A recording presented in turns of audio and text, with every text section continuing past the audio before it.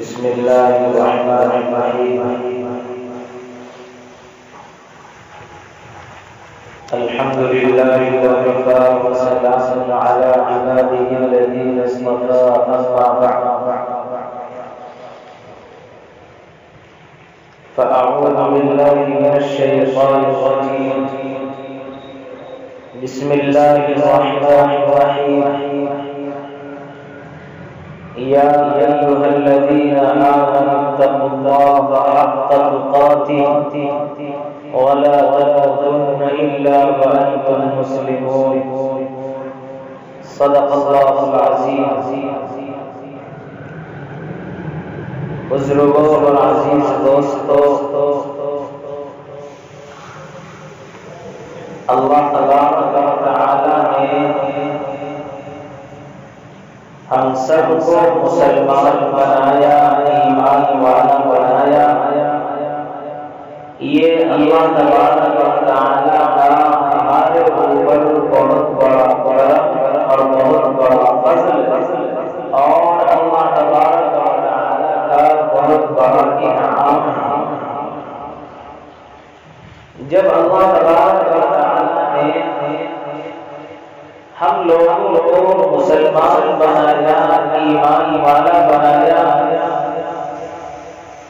تو ہم سب کی یہ ذمہ داری ہے کہ اللہ تبارک و تعالی کی ذات کا ڈر اور اللہ کی ذات کا خوف اپنے دلوں میں پیدا کرنا چاہیے.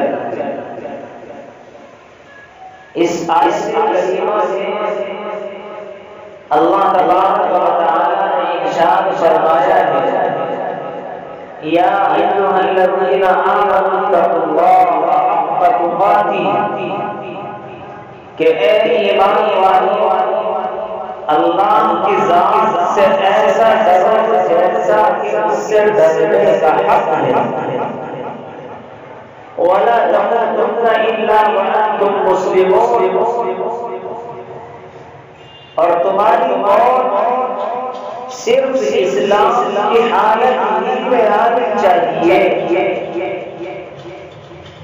جب تک تم دنیا میں باقی رہو تو مذہب اسلام کے مطابق اپنی زندگی کو گزارتے رہو اور اللہ سے دعا کرتے رہو کہ اے اللہ، جب تک ہم دنیا میں باقی رہیں تو اسلام کے احکامات کے مطابق ہماری زندگی گزرتی رہے، اور جب ہم دنیا سے جائیں، جب ہم دنیا کو چھوڑ کر اللہ کے دربار میں پہنچ رہے ہوں تو اس وقت میں اے اللہ ہماری زبان سے لا الہ الا اللہ محمد رسول اللہ صلی اللہ علیہ وسلم کو جاری ساری فرما دے.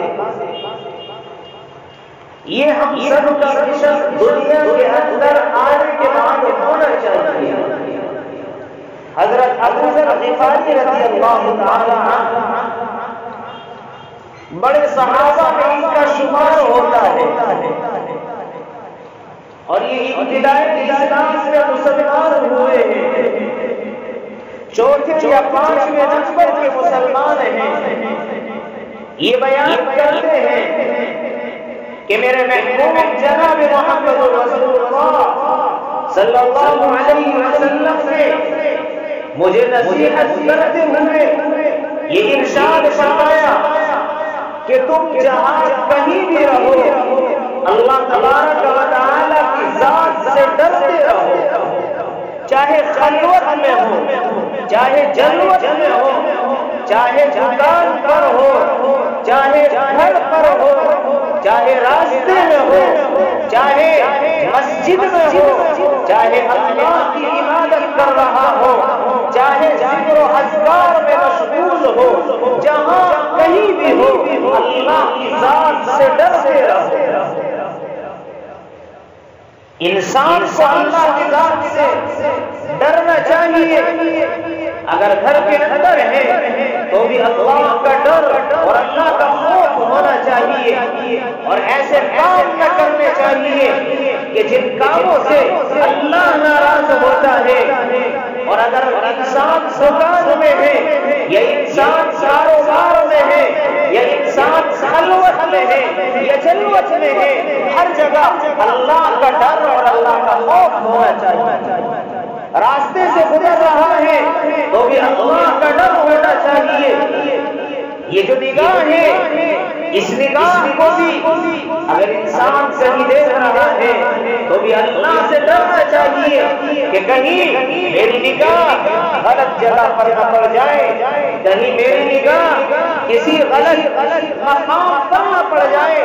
اس لیے جہاں کہیں بھی رہے اللہ کی ذات سے ڈرتا رہے، اس لیے کہ اللہ نے قرآن سے خود بیان کیا ہے یعلم خائنۃ الاعین وما تخفی الصدور، کہ اللہ تعالیٰ آنکھوں کی خیانت کو بھی جانتا ہے، کہاں دیکھ رہا ہے، کس چیز کو دیکھ رہا ہے، جائز مقام کو دیکھ رہا ہے یا ناجائز مقامات کو دیکھ رہا ہے۔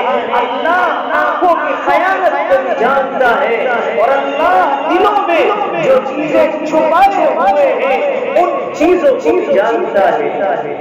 یعلم خائنۃ الاعین وما تخفی الصدور، کہ اللہ نگاہوں کی خیانت کو بھی جانتا ہے اور ان چیزوں کو بھی جانتا ہے جن کو انسان اپنے دلوں میں چھپائے ہوئے ہیں۔ تو حضرت ابو ذر غفاری رضی اللہ تعالیٰ عنہ بیان کرتے ہیں کہ رسول اللہ صلی اللہ علیہ وسلم نے مجھے نصیحت کرتے ہوئے ارشاد فرمایا کہ اے ابو ذر، تم جہاں کہیں بھی رہو اللہ کی ذات سے ڈرتے رہو۔ اور دوسری نصیحت حضور اکرم صلی اللہ علیہ وسلم نے حضرت ابو ذر کو یہ بیان کی کہ اے ابو ذر، اگر تم سے گناہ ہو جائے، اگر تم سے برائی ہو جائے تو تم برائی ہو جانے کے بعد نیک کام کر لیا کرو تاکہ وہ نیک کام اس برائی کو مٹا دے۔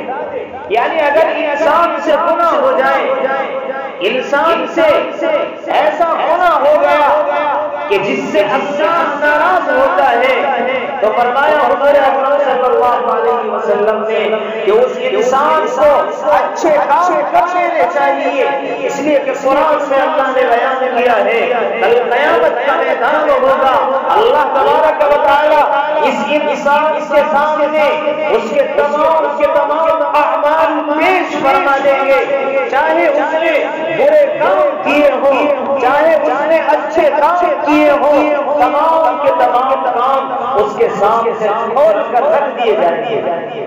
قرآن بیان کرتا ہے وَمَن يَعْمَلْ مِثْقَالَ ذَرَّةٍ خَيْرًا يَرَهُ وَمَن يَعْمَلْ مِثْقَالَ ذَرَّةٍ شَرًّا يَرَهُ، کہ انسان اگر ذرہ برابر بھی نیک عمل کرے گا اس کو بھی دیکھ لے گا، اور انسان اگر ذرہ برابر برائی کے کام کرے گا تو ان برائی کے کاموں کو بھی انسان دیکھ لے۔ اور ایک آیت میں تو اللہ تبارک و تعالیٰ نے ارشاد فرمایا کہ انسان پچھتائے گا، شرمندہ ہوگا، اور اس وقت کا پچھتاوا اور اس وقت کی شرمندگی کام نہیں آئے گی۔ قرآن نے بیان کیا ہے کہ کل قیامت کے میدان میں اللہ تبارک و تعالیٰ اس کے نام اعمال کو اس کے سامنے کھول کر رکھ دے گا۔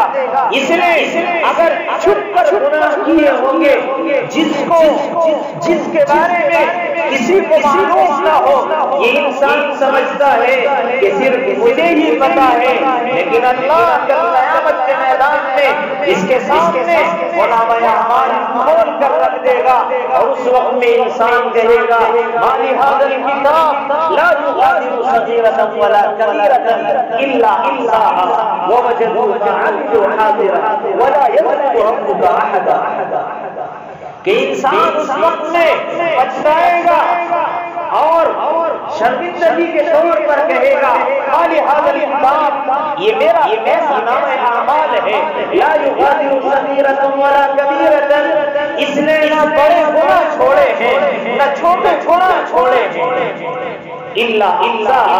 مگر ان کو محفوظ کر لیا ووجدوا ما عملوا حاضرا۔ اور اللہ فرماتا ہے کہ انسان نے جو بھی اعمال کیے ہوں گے، جیسے بھی اعمال کیے ہوں گے، اگر اچھے کیے ہوں گے ان کو بھی دیکھ لے گا، اگر برے کیے ہوں گے ان کو بھی دیکھ لے گا۔ اور آگے اللہ فرماتا ہے وَلَا يَظْلِمُ رَبُّكَ أَحَدًا، اور تیرا رب کسی کے اوپر ظلم کرنے والا نہیں ہے۔ ایسا نہیں کہ کسی نے گناہ نہ کیے ہو اور اس کے اوپر گناہ ٹھوک دیے جائیں، نہیں نہیں، ایسا نہیں ہوگا۔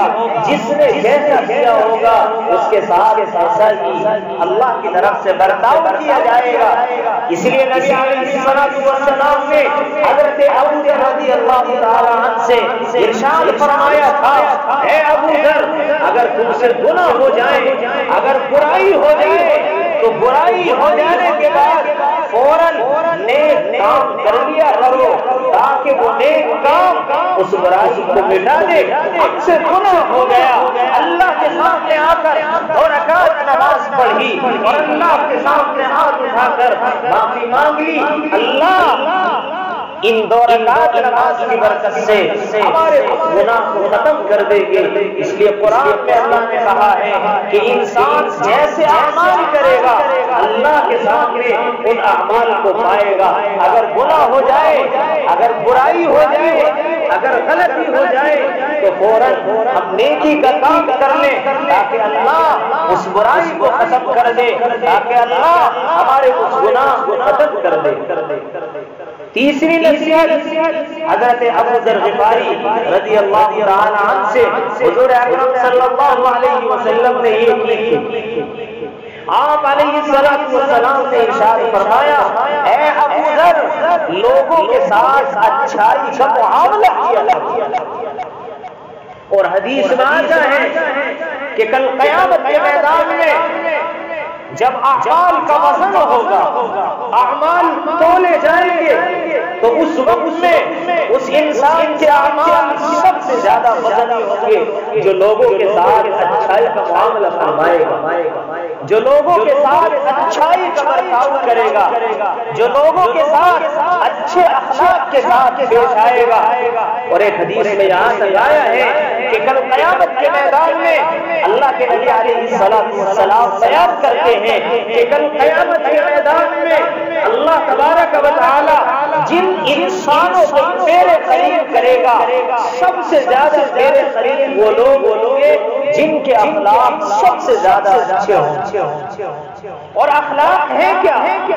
یہ اخلاق ہے کہ ہم ایک دوسرے کے ساتھ اچھائی کا معاملہ کریں، ایک دوسرے کے ساتھ اچھائی کا برتاؤ کریں، ایک دوسرے کے ساتھ پیار اور محبت کا معاملہ کریں۔